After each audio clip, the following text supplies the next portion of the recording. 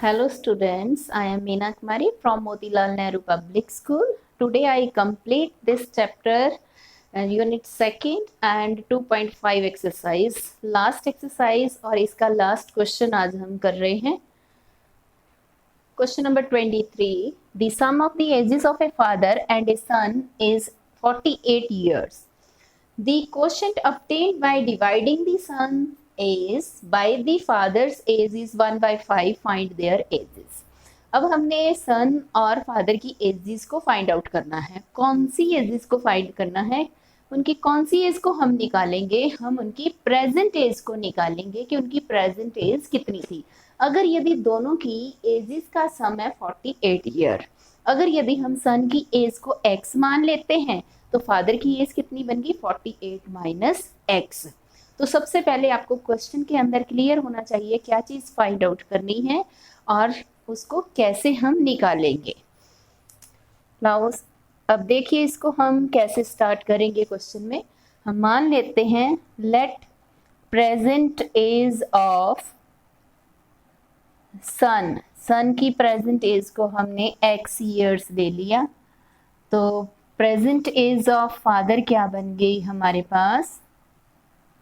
Present age of father हमारे पास बन गई 48 minus x years.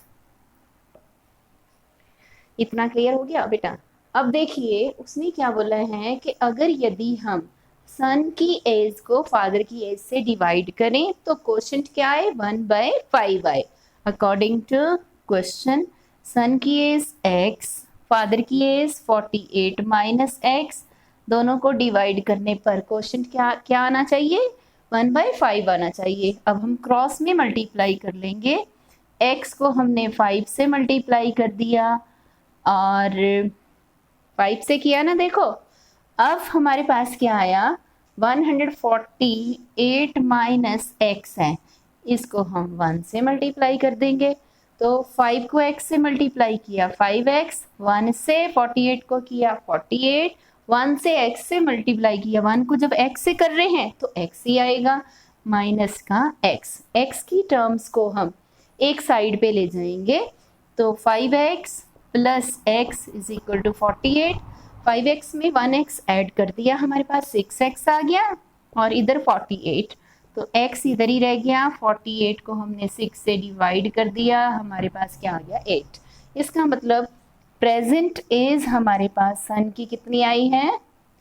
Present age of son is 8 years and present age of father की present age हमारे पास कितनी बन गई? 48 minus 8 is equal to 40 years.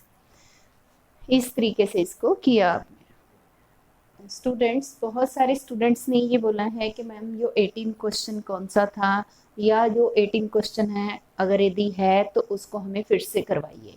तो 18 क्वेश्चन है. Hamid has 3 boxes of mangoes. Box A contains 2 hold 1/4 kg more than box B, and box C weight 10 hold 1/4 kg more than box B. If the total weight of the 3 boxes is 48 hold 3/4 kg, find the weight of the box A. अब question की statement का meaning क्या है कि जो हमीद है उसके पास mango के 3 बॉक्सेस हैं और जो बॉक्स ए है उसका जो वेट है जितना बॉक्स बी का है उससे 2 होल्ड 1/4 kg ज़्यादा है, और जो बॉक्स सी है उसका वेट फिर बॉक्स बी से 10 होल्ड 1/4 kg क्या है? ज़्यादा है. इसका मतलब बॉक्स ए और बॉक्स सी में हमारे पास कौन सा कॉमन बॉक्स आ रहा है? बी आ रहा है. बी से हम ए को भी देखेंगे और बी बॉक्स से हम सी बॉक्स के वेट को भी देखेंगे, और उसके बाद जो टोटल बॉक्सेस का वेट है वो 48 होल्ड 3/4 kg है. तो हम सबसे पहले बॉक्स बी के वेट को मान लेते हैं x. Let weight of box A box का तो निकलेगा हमारे पास x प्लस 2 होल्ड 1/4 kg. तो बी बॉक्स को हम ले लेते हैं x kg। तो अब हमारे पास क्या आ गया, वेट ऑफ बॉक्स, ये बी का है, बॉक्स ए का क्या बना, x + 2 होल्ड 1/2, क्योंकि इससे ज़्यादा है ना बी बॉक्स से। तो अब इसको सॉल्व कर लीजिए, x + 5/2 kg। ये किसका वेट आया है, ए बॉक्स का।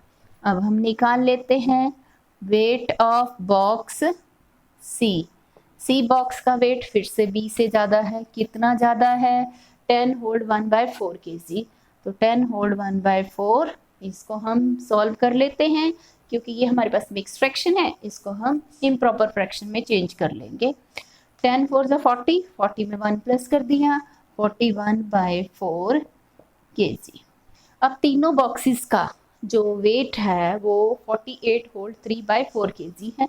तो तीनों बॉक्सेस के वेट को हम ऐड कर देते हैं, इनको किसी भी ऑर्डर में ऐड कर सकते हैं आप।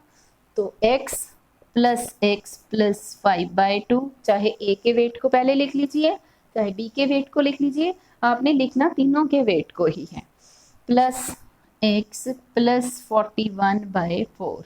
अब तीनों का वेट कितना दिया हुआ है, 48 होल्ड 3/4 kg। अब x 3x हो गए हमारे पास, 3x + 5/2 + 41/4। इसको भी सॉल्व कर लेते हैं। 48 को 4 से आपने मल्टीप्लाई किया, 192 में 3 प्लस कर दिया, 195/4।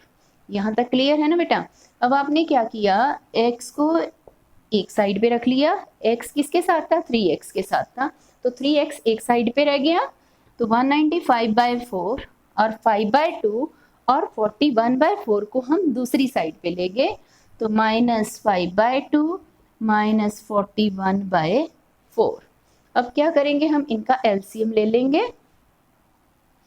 जब हम इनका एलसीएम लेंगे तो हमारे पास इनका एलसीएम क्या आएगा बेटा, 4 आएगा एलसीएम। 195, 4 को 4 से डिवाइड किया 1 को 95 से मल्टीप्लाई कर लिया 90, 195 ही आ गया। -4 को 2 से डिवाइड किया 2 5 = 10, 4 को 4 से डिवाइड किया 1 और 1 को 41 से मल्टीप्लाई कर दिया, क्या आ गया आपके पास, 41 आ गया। अब इसकी हम कैलकुलेशन को करते हैं। इसकी जो आगे हमारे पास पार्ट बचा, इसको हम यहाँ पे कर रहे हैं। 4 एलसीएम 195, इसमें से हमने 10 और 41 को ऐड कर लिया, हमारे पास बन गया 51। 51 हम सब्ट्रैक्ट कर देंगे। जब हमने इसमें से सब्ट्रैक्ट किया तो हमारे पास बचा 144/4। इतना क्लियर हुआ बेटा। तो अब देखिए इसकी कैलकुलेशन को हम करेंगे। तो यहाँ पे देखिए 41 में आपने 10 ऐड किया तो आपके पास 51 ही था। 195 में से 51 जब आपने लेस कर दिया तो आपके पास आ गया 144/4।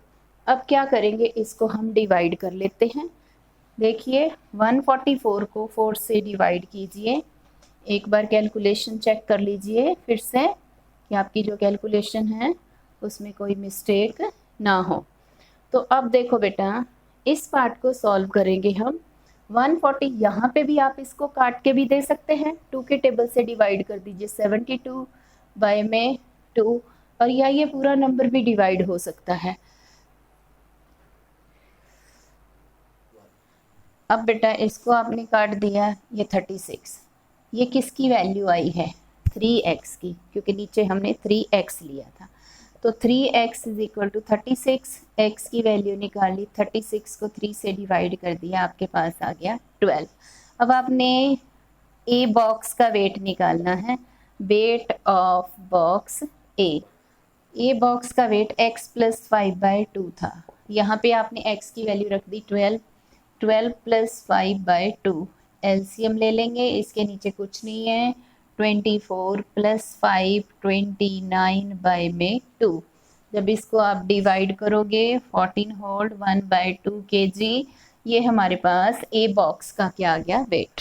And that's all.